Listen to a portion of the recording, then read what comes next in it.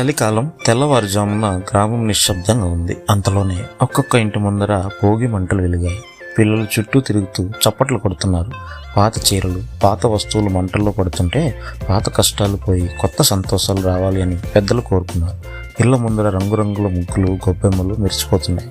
మంటల పొగ, ఆవు పేడ వాసనలతో గ్రామం మొత్తం పండుగ వాతావరణంతో నిండిపోతుంది. ఇక సంక్రాంతి రెండో రోజు సూర్యుడు లేచే వేళ గ్రామం కొత్త వెలుగుతో మేల్కొంటుంది.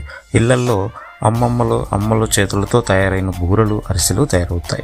ఆవులకు, ఎద్దులకు స్నానం చేయించి కొమ్ములకు రంగులు వేసి పూలతో అలంకరిస్తారు. కొత్త బట్టలు వేసుకుని సూర్యుడికి నమస్కారం చేస్తూ ఈ ఏడాది మంచి పంట ఇచ్చినందుకు ధన్యవాదాలని రైతులు ప్రార్థిస్తారు. మధ్యాహ్నం ఆకాశం నిండా గాలిపటాలు, పిల్లల కేకలు, నవ్వులతో గ్రామం ఆనందంతో నిండిపోతుంది. సాయంత్రం హరిదాస్ పాటలు, భజనలు, అందరూ కలిసి భోజనం చేస్తారు. అదే మన గ్రామ ఐక్యత. ఇక మూడో రోజు కనుమ పండుగ. ఈరోజు పశువుల పండుగ. సంక్రాంతిలో ముఖ్యమైన భాగమైన కనుమ రోజున పొలాల్లో కష్టపడిన పశువులను అలంకరించి పూజించి వాటికి గౌరవ విశ్రాంతిని ఇస్తారు.